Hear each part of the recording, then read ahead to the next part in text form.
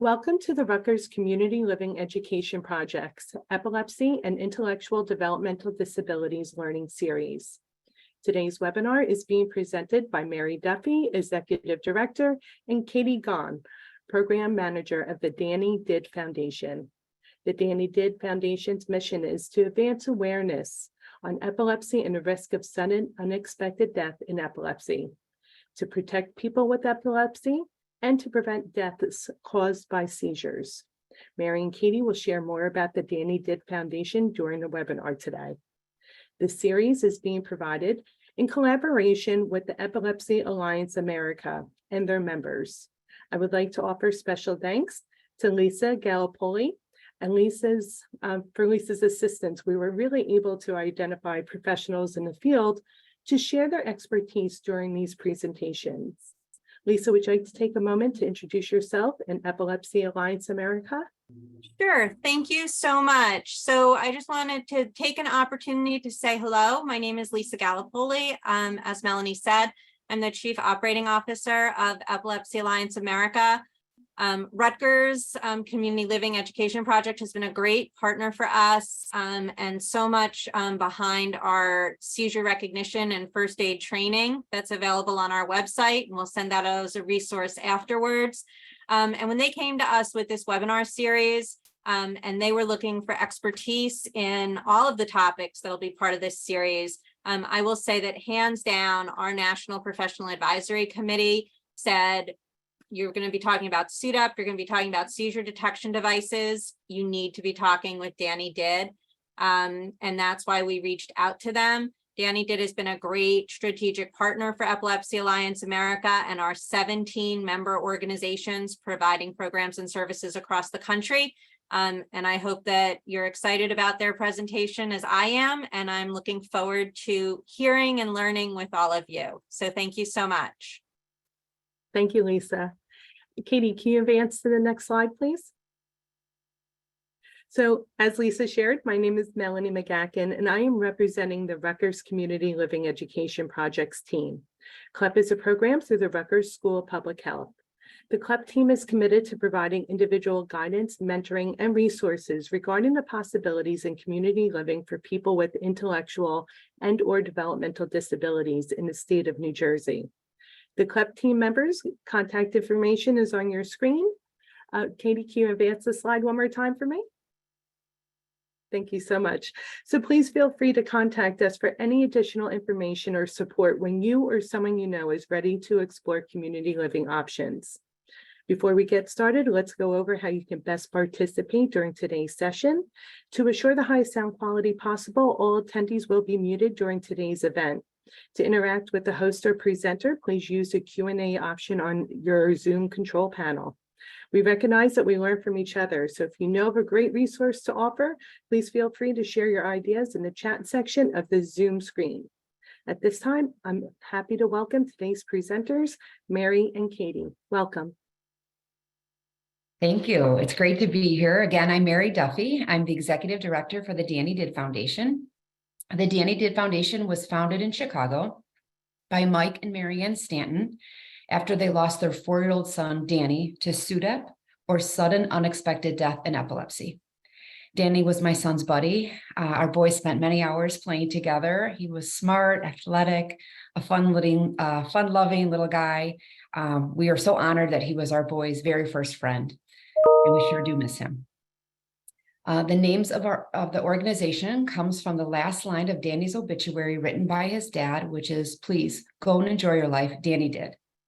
And that is the goal of our foundation, to do all we can to support families facing epilepsy so that they can enjoy life.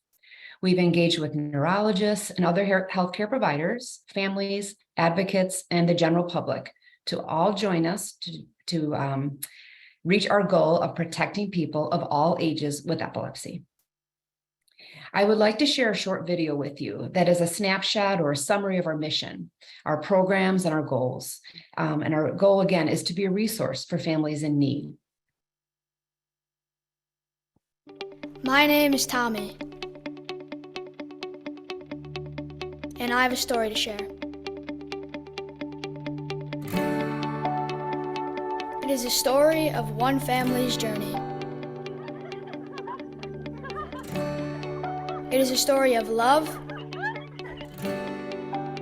of hope, and of resilience. A story of how one life moves so many other lives.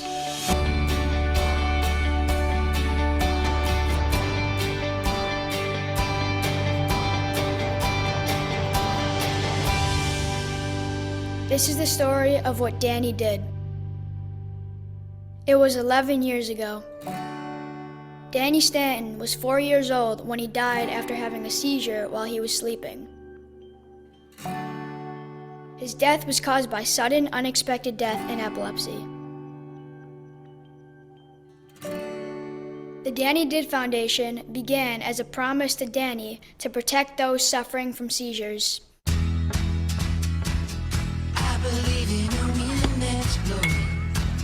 Today, its impact is felt around the world. The foundation has provided thousands of grants to families in all 50 states and across 13 countries.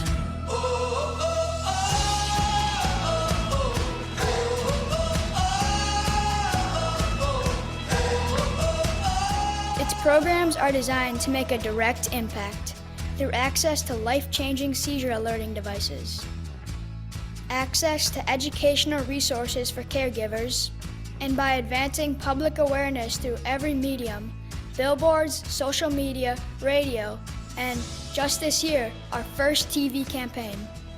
Connect with us at dannydid.org to learn more and to donate. If people don't understand what epilepsy is, how can they care enough to join the fight? This is the face of epilepsy. And this face. And this face.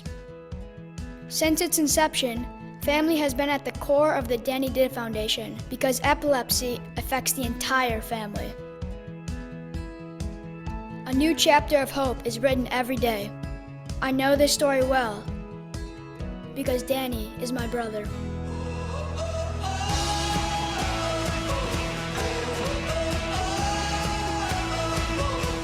Although we miss Danny every day, we carry on. With his twinkle in our eyes, his presence in our hearts, and his spirit at our side. Never forget to enjoy your life, just like Danny did.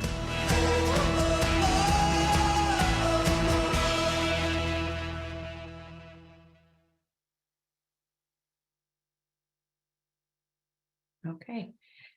So as the video captures, Danny Did has two main points of focus. First, to increase public awareness about epilepsy and the risks that accompany it, in particular, sudden unexpected death in epilepsy, or SUDEP.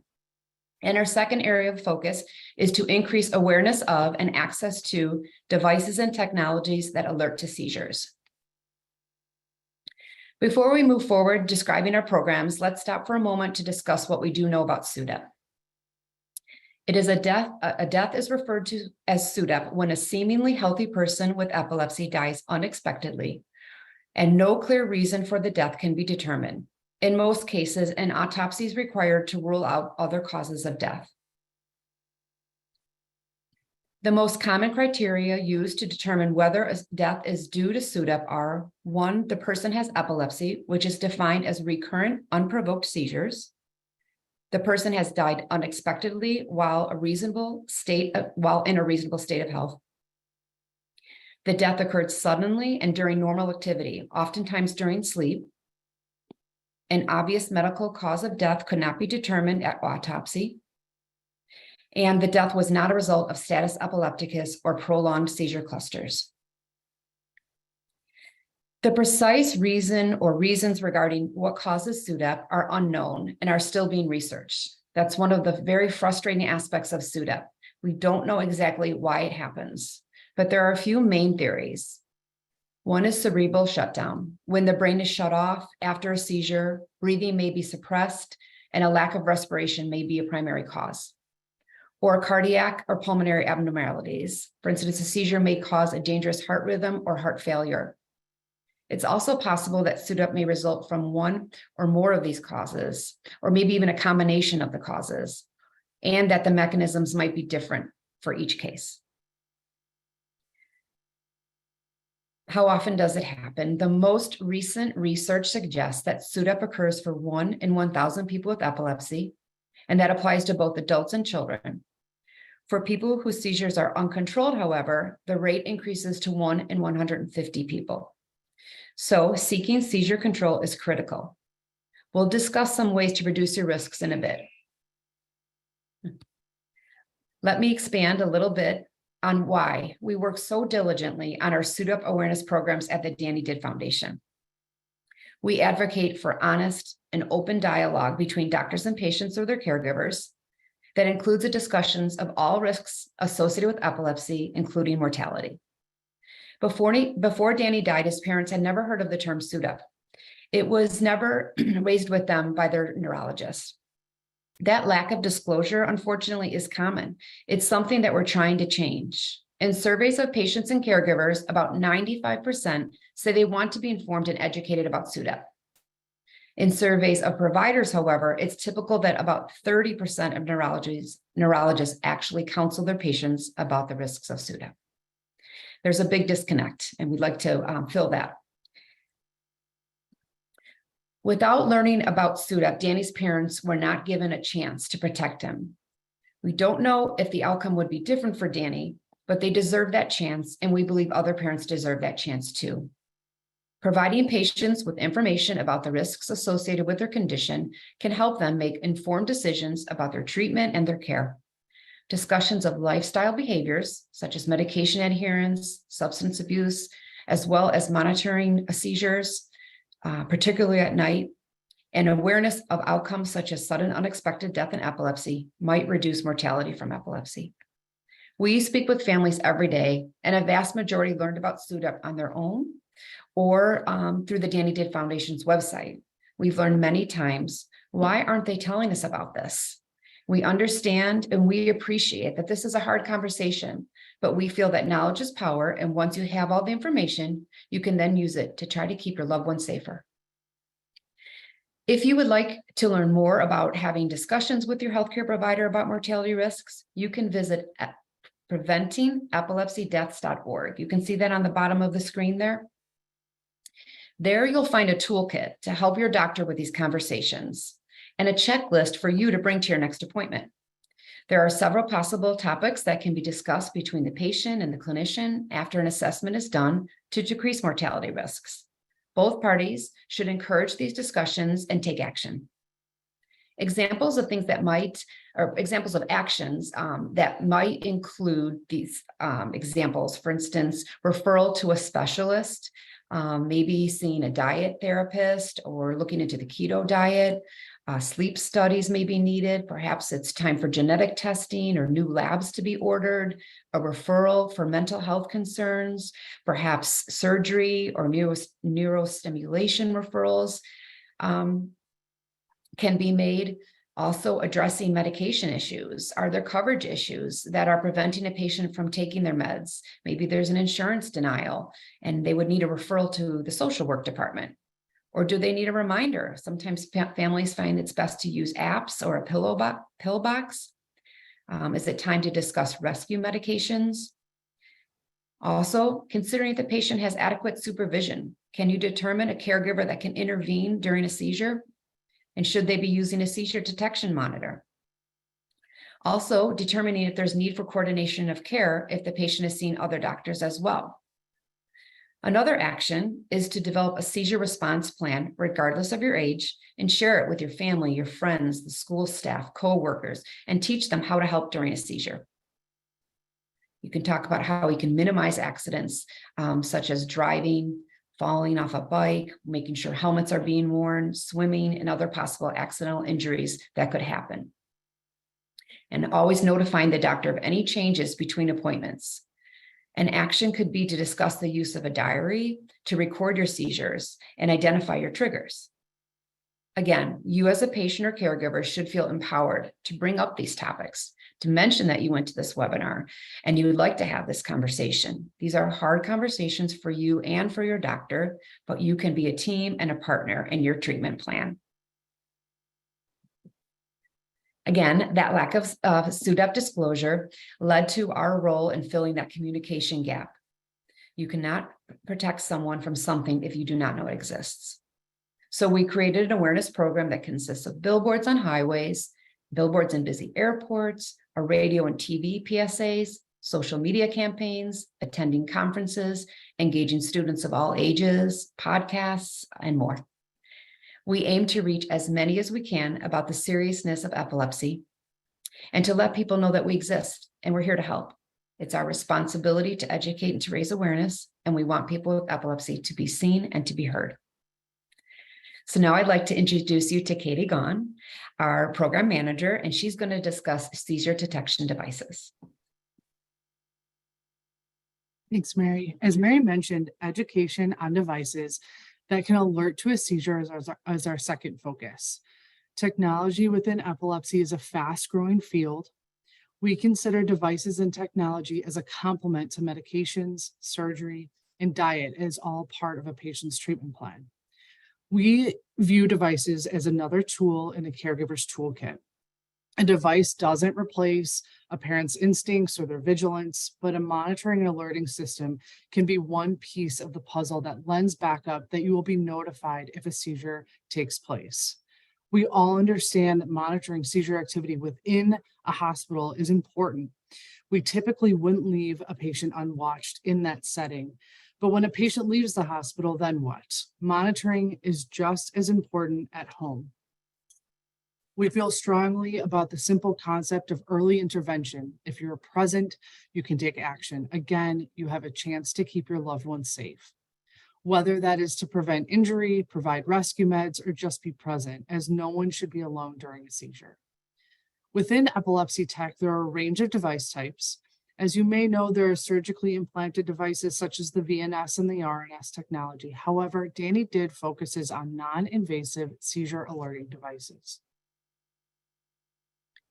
For people facing seizures, nighttime can be a scary time, and an alerting device can provide a layer of support for families in need.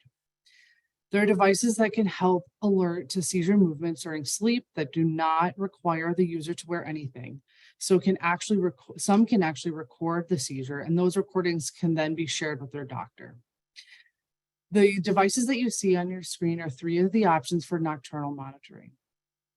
The infant monitor here first is a thin pad that goes under the mattress and connects to an alarm that would sound when it detects seizure movement. The SAMI camera is the SAMI sleep activity monitor is a camera that is mounted above the patient's bed and connects to an iPhone or an iPad. Caregivers can take a live look in at any time to check on their loved one. When the camera detects any abnormal movement, even subtle movement, an audible alarm will sound through that iPhone or iPad, and you can go in and check on and intervene if need be. A feature of the SAMI that families really appreciate is that once the system is triggered, it then begins recording, and those recordings you can share with your doctor if you choose, which can be very helpful for your neurologist. I'd like to refer you to their website to determine if this type of monitoring would detect your type of seizure. The MICU, it's similar to a baby monitor. The camera is set up over the person's bed. The caregiver connects to the camera from their iPhone. The device is monitoring respirations. It will not alert to abnormal movement. The MICU will notify a caregiver to a lack of breathing. Families have found this helpful if their loved one does not have movement with their seizure, but does have respiratory changes. For individuals that have seizures at any time of day or night, a wearable option might be best. There are wristband sensors as well as mobile apps that are compatible with Apple and Android watches. These devices allow an individual to maintain some independence, such as go to school, go to work, a day program, camp, or just go outside and be with their friends, with some comfort knowing their device will alert a caregiver in the instance of a seizure. Each one of these devices is something that you wear on your wrist and that connects to a phone. The Inspire app and the Seize alarm, connect to a smartwatch through an app on the wearer's phone. The Inspire app can connect to both iPhones as well as Android. Again, it connects to a smartwatch, Once the watch detects seizure activity, seizure movement, a signal is sent to the wearer's phone, and then their phone can alert up to 3 people of their choosing. And those 3 people can then respond and check on their loved one. Seize Alarm is very similar. This particular app connects with Apple products. The Embrace 2 watch is a specific band, so it does not connect through a smartwatch. It's a band that actually comes from Empatica and connects to the wearer's phone. Again, once it detects seizure activity, a signal is sent to the person's phone, and the phone will alert to up to 3 caregivers of their choosing. The Embrace 2 watch is FDA cleared and does require a prescription to make your purchase. While no device is perfect and no device company claims to prevent SUDEP, the Danny Did Foundation is devoted to seeking out seizure detection and seizure prediction devices, as well as other technologies that are designed to enable intervention by a caregiver. We encourage caregivers and patients to do all their own research into seizure detection devices, as well as consult with their doctor to determine what may work best for them. Our site provides device descriptions, links to device web pages, as well as informational webinars provided by each manufacturer. Caregivers can find resources on the Danny Did website devices page that will help with selecting a system and questions they can ask the manufacturer as well as their doctor. Many families find this helpful when trying to navigate selecting a device, as well as conversations with their healthcare providers about devices and SUDEP. Many of our conversations will end there with information and education. However, most seizure detection devices are not covered by insurance and can be expensive. That is where we can be another resource for families. If finances are a barrier for a family, they can apply for a grant from the Danny Did Foundation to make their purchase. Families all over the US and the world can reach out and apply for grant funding. If you are approved for a device grant, Danny Did will provide the funds directly to you to make your purchase, to make the purchase of the device that is the best fit for you. Danny Did works with families and not companies. We encourage all grantees to reach out directly to the company for help setting up the device, maintenance, and any technology-related questions. A reminder that Danny Did Foundation does not make or sell any device products, nor do we endorse one over the other. Our nonprofit is a neutral entity whose role is to help patients and caregivers to navigate their options and access information that will help them to make an informed decision about which system fits best for their scenario. We are continually receiving applications, and so in order to help as many families as we can, Danny Did can help with one device per family. There are devices listed on our website that we are not able to provide funding for. We want to be an information resource as well and want families to be aware of all potential options available to them. Location is not a limitation. If you want to share this information with friends or other family members and even your doctor, we encourage you to do so. At this point, I'd like to hand it back to Mary. Okay, thank you. As Katie described, we would like to serve as a place of support, information, as well as a place to help families in financial need. You're always welcome to reach out to us directly if you have any questions. Our website can provide information and brochures that you can utilize during your conversations with your doctors. Also, you can see Katie's contact information on the screen here for anybody who would like to talk to her or maybe ask some further questions about devices or the grant program after this webinar. So again, thank you for having us here today. And remember, please go and enjoy your life. Danny Did. Mary and Katie, thank you so much. Lisa, by all means, please feel free to participate in a Q&A portion of this webinar also. So we would invite you back on if you're comfortable. Great. So we do have some questions coming into the Q&A section. I do see some information in the chat feature also. So let's get to the Q&A section first. Would anyone know if sleep apnea affects SUDEP? I can go. I think that would be a good conversation that you would have with the neurologist, and making sure there's coordination of care, and that I don't know if the neurologist actually ordered the sleep study to diagnose your sleep apnea, but just making sure he's aware of that, and also what are you doing about it? Perhaps you're using a device already for your sleep apnea. They would want to know that. So I don't have any information or statistics or anything on correlation between apnea and SUDEP. But again, I'm not a medical provider. So you would definitely want to have that conversation with your healthcare team. Absolutely. Thank you, Mary. Again, right, we're not here to give out medical advice. We're here to provide what resources, but that is a really good question. So we would absolutely direct you back to your doctor for more information specific to sleep apnea. And what is the functional difference between the SAMI and the ring? Katie, do you want to take that? Meaning the ring, I'm sure probably the ring door camera. Oh, the camera. Okay, go ahead, Katie. Thanks. So they are different in that the SAMI is specific to monitoring individuals who experience seizures. It's looking for specific movements. It does detect a wide range of movement, even subtle movement, as I said when we were talking. Whereas the ring is just not tailored for seizure activity.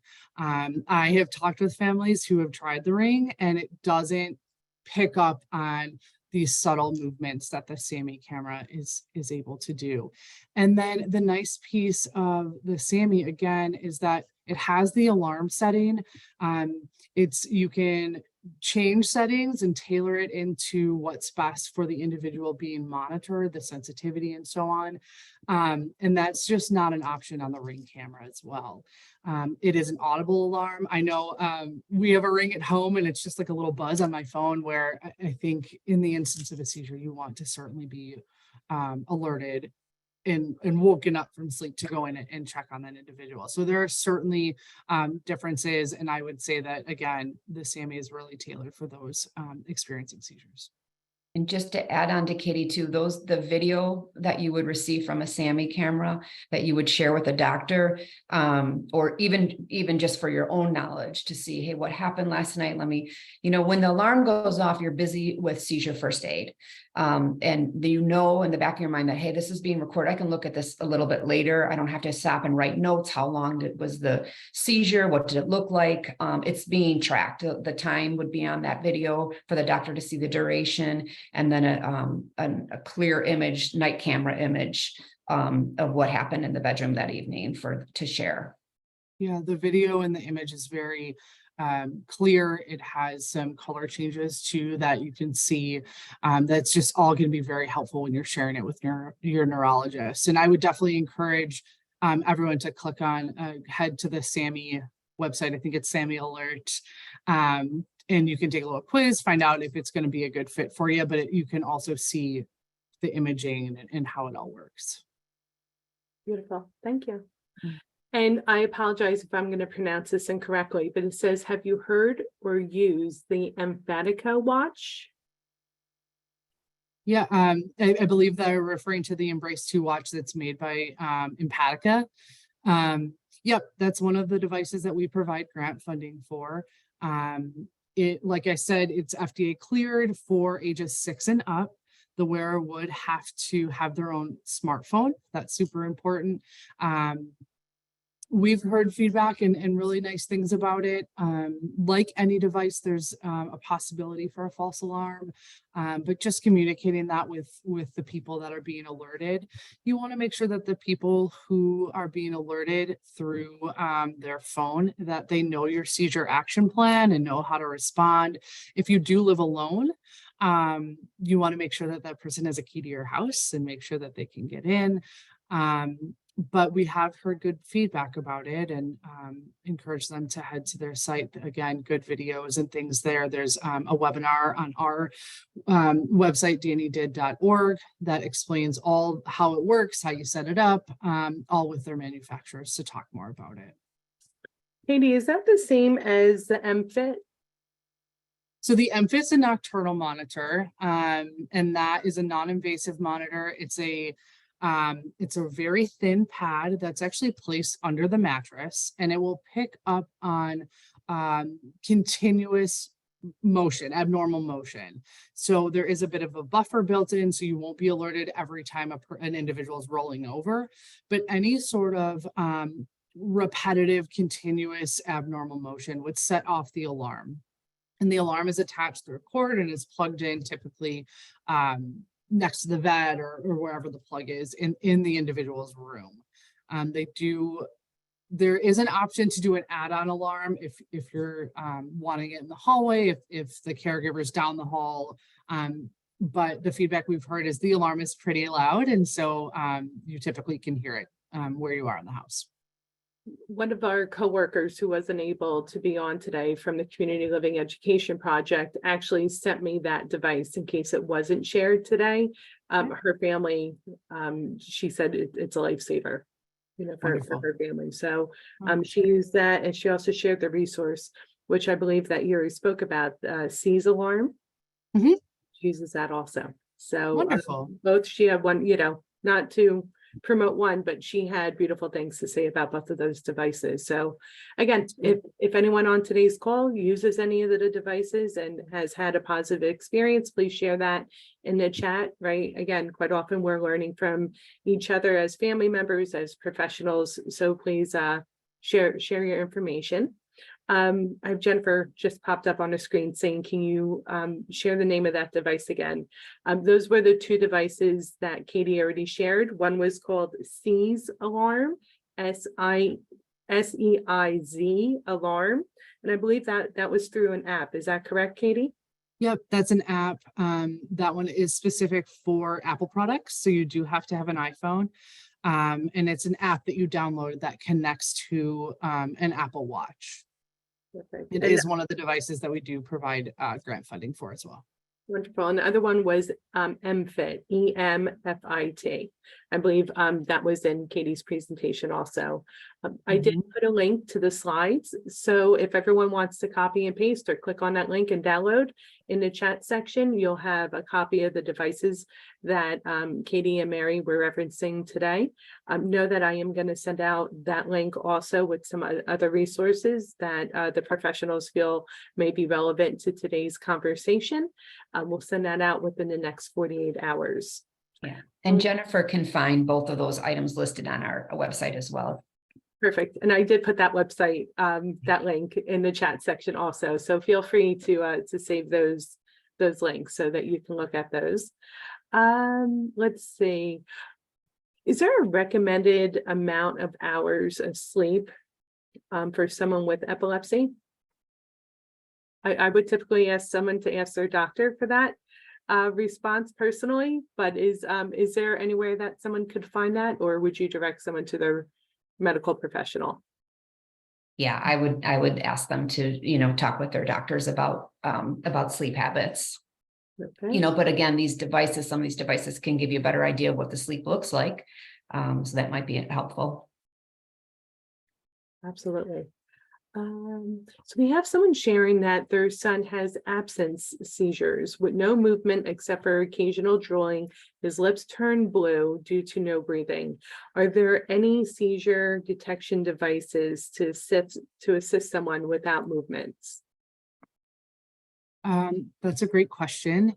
The first device that kind of pops in my head is that MICU monitor that we talked about. It's MIKU, and that is similar to a baby monitor. It is monitoring for lack of breathing. So this monitor is not a movement monitor, so it won't alert you in the instance of a seizure activity, so seizure movement, but it would alert to a lack of breathing.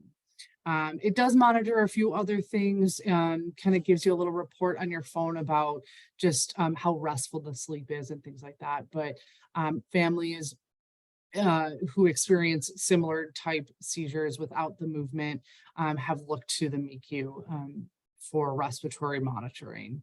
Some other options would be to talk with your doctor about potentially looking into a pulse ox monitor.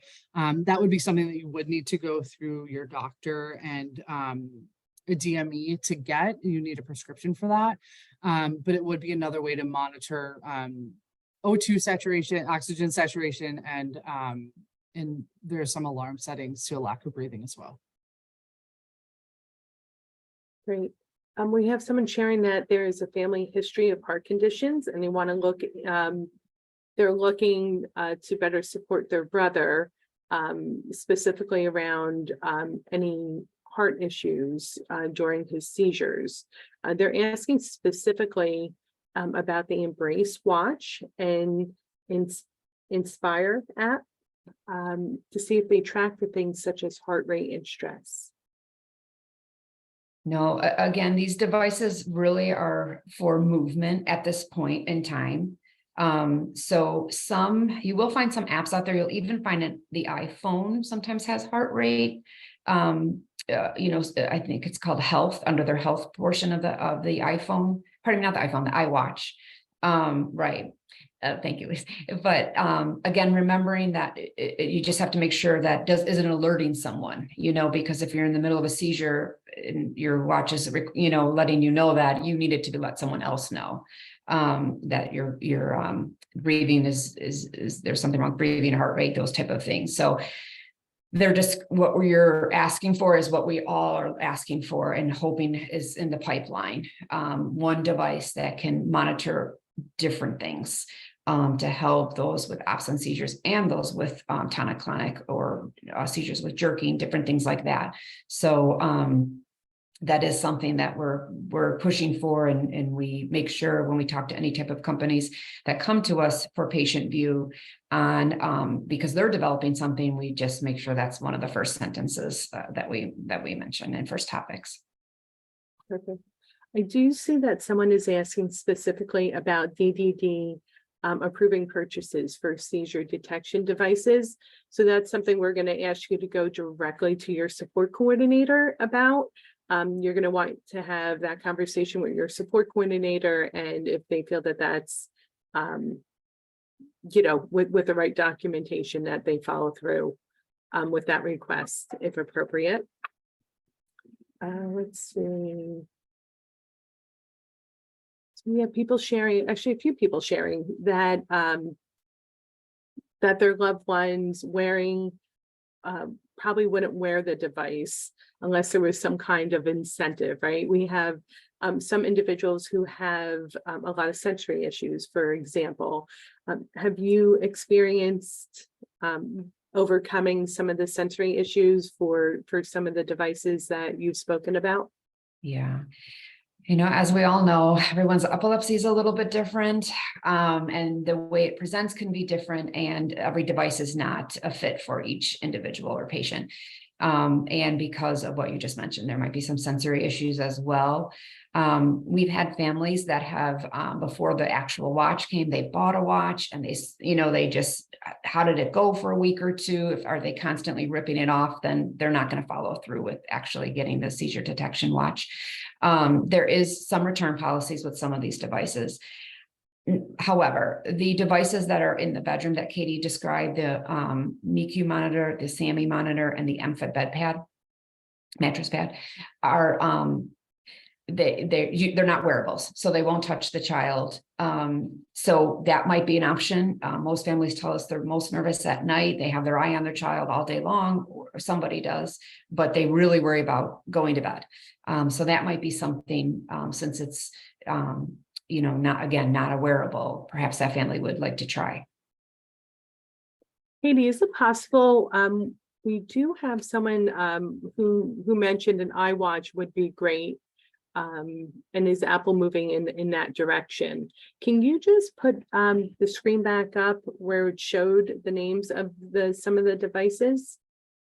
Sure. Thanks. 1 second. I believe one was specific to the iWatch. Is that correct? Yep. So the Seize alarm, hold on 1 second. The Seize alarm, here we are. So the Seize alarm connects to Apple Watch and phone.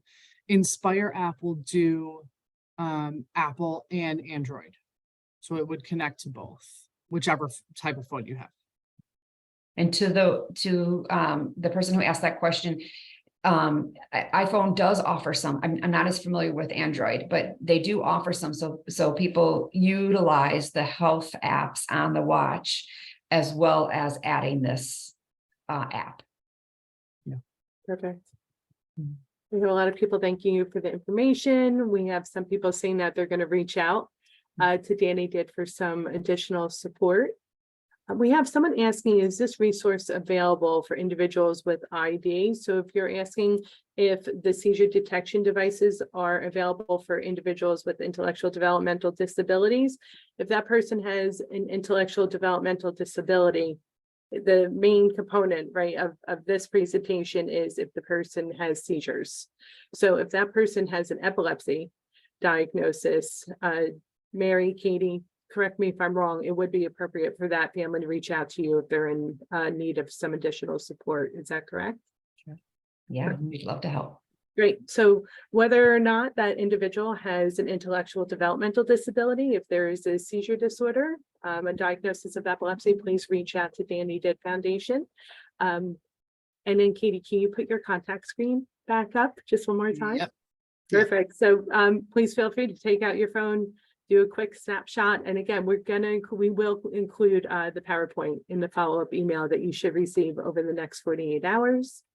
And we do have someone saying that their doctor just said that this is a huge risk for their child and that they're going to be reaching out. So perfect, right? That's exactly why Mary and Katie were doing today's presentation. Let's see. And while you're looking at that answer, and Melanie, I know Mary and Katie will agree, and it's nice that not nice that the doctor said that, but it's encouraging to hear the doctor having that kind of challenging conversation with the family to let them know so that they can take advantage of some of these opportunities. Absolutely. Yeah, that's where it should come. You should be a partner in your, a team with your provider. And you should be having honest and open conversations. It's the only way to get the treatment that you need and you deserve. Perfect. And Katie, Mary, can you just clarify that these devices are for people of any age? Is that correct? Yeah, that's correct. I will say some of the wearables, especially the Embrace 2 watch, which is FDA cleared, as I had mentioned, it's FDA cleared for use of ages 6 and older. Now, I can say if a doctor is willing to write an off-label prescription, then the family can look into it. Just keeping in mind that these little kiddos might not keep it on and that the wearer has to have a phone. And so, sometimes getting a smartphone for a 4-year-old is a lot to think about. But most of them can be used for any age, and we help people of any age. Even the MICU, a lot of people look at the MICU and think of it as a baby monitor. There's no weight restriction. It's there's even a floor lamp. I call it a floor lamp model, and otherwise it could be mounted over the bed that you could, some families say my child never sleeps in his bed. He's always on the couch or he prefers this room. You just bring it with you. So it doesn't have to be for a child. Yeah, and that's great. I think that they were specifically asking for an adult. So it sounds like any of the devices would be appropriate for adults to have access to. Yep.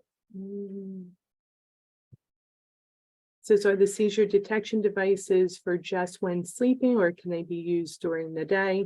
I think that would depend on the device that. It depends yeah, it certainly depends on the device. I have talked with families that are utilizing, I believe, the SAMI and so they move it from the bedroom and then into the individual's kind of play space or where they hang out, and utilize it there as well during the day.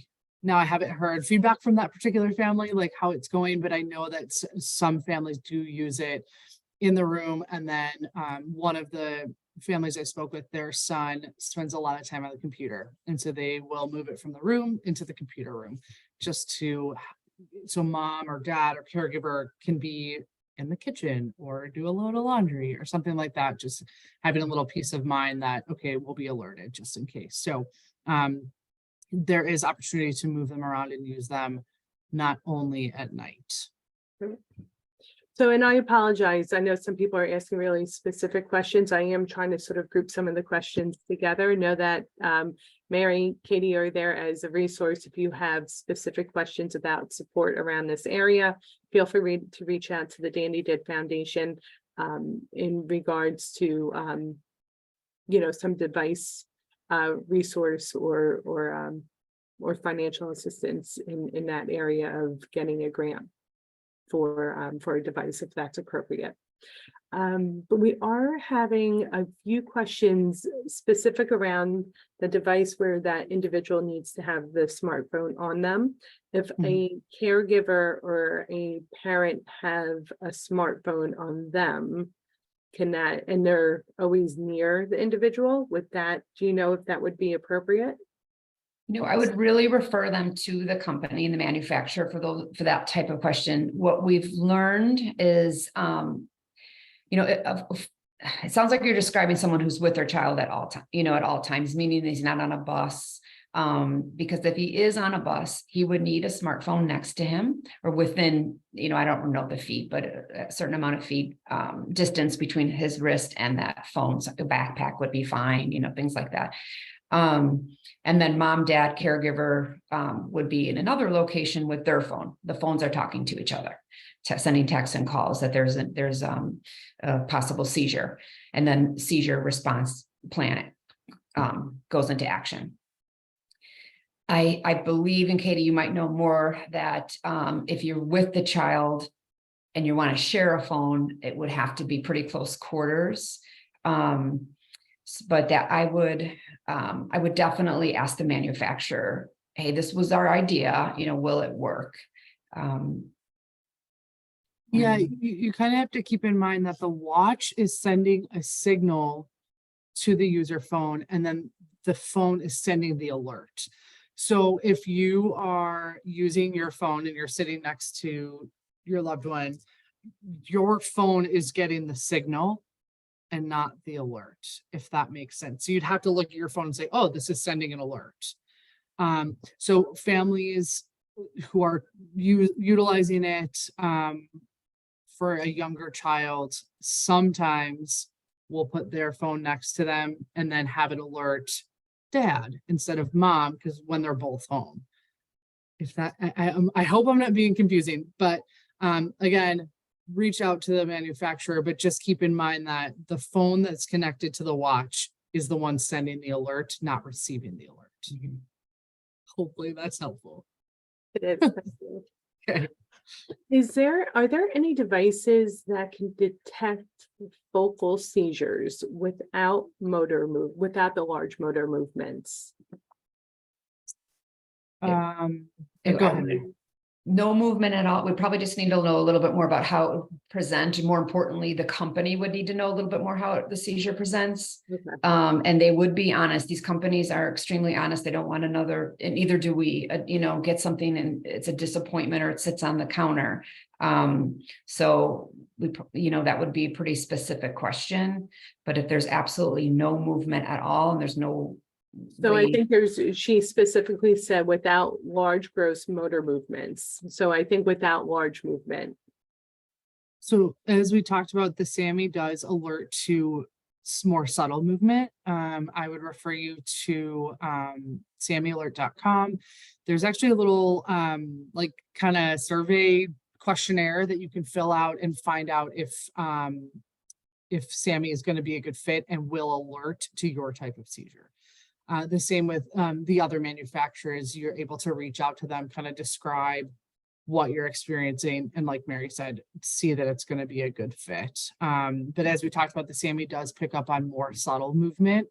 Something that's popping in my mind is eye fluttering or lip smacking, small twitches, things like that can be picked up, and it doesn't have to be a full convulsive movement.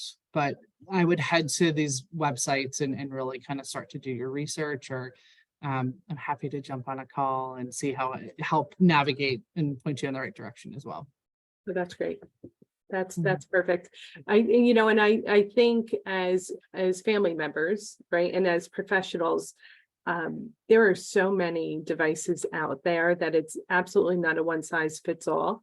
And I think Katie and Mary today were able to share a very small portion of what's on the market.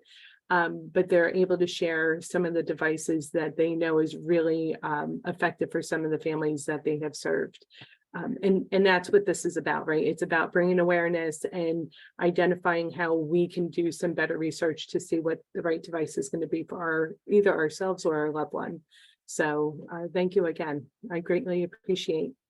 We are almost at 1 o'clock, and I see that I think most of our questions have been answered if they were general enough. Again, Katie has her contact number up on the screen. Feel free to reach out if you have general questions for the Danny Did Foundation to help you address or some support that they've offered on this session. Lisa, we will absolutely see you on part 2 of our series. So we will make sure to send out the registration link for the next part 2 of the epilepsy and IDD series, in case you haven't registered for that already. We'll make sure to get that link out to you so you could do so. And as we're preparing to say goodbye from today's session, you're going to see a brief survey pop up on your screen. It takes about 30 seconds. It's information that you provide us that allows us to better steer the direction of our future information sessions to better address your needs. So thank you everyone for coming today. Katie, Mary, can't thank you enough for your time and dedication to this topic. Thank you to everyone at the Danny Did Foundation. Greatly appreciated, doing some incredibly wonderful things for the community. So thank you so much. Lisa, thank you again for your help. And thank you to the rest of the CLEP team for all their support. We look forward to you seeing everyone at part 2, and please have a wonderful day. Be well. Thank you. Thank you. Thank you.